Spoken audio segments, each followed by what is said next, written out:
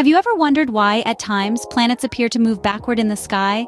This intriguing sight isn't a trick of the light or an error in your telescope. No, it's a fascinating spectacle brought to you by the ballet of the cosmos, known as a planetary retrograde. As we embark on this cosmic journey, we'll delve into the science behind this illusion of backward motion. We'll explore how the orbits of planets around the Sun, combined with our vantage point here on Earth, create this celestial phenomenon. We'll uncover why, despite all the planets moving in the same direction, some appear to do a little two-step and moonwalk their way across the night sky. By the end of this journey, you'll have a better understanding of the choreography of our solar system. This intriguing phenomenon is known as a planetary retrograde. But what causes it? Stay tuned as we unravel the mysteries of the universe. Planets in our solar system orbit the Sun in elliptical paths, with varying speeds depending on their distance from the Sun. From our vantage point here on Earth, these celestial bodies generally appear to move steadily across the night sky. But every now and then, it seems as though a planet hits the brakes and starts moving in reverse. What's happening here?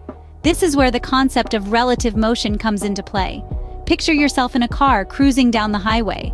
As you overtake a slower vehicle for a brief moment, it appears to be moving backward relative to your position. This is exactly what happens during a planetary retrograde. As Earth, on its faster orbit, passes by another planet, that planet seems to shift into reverse gear. But it's all an illusion. The other planet hasn't changed direction at all. As Earth overtakes the other planet, it appears to move backward momentarily, creating the illusion of retrograde motion. In reality, planets don't actually reverse their orbits or change direction.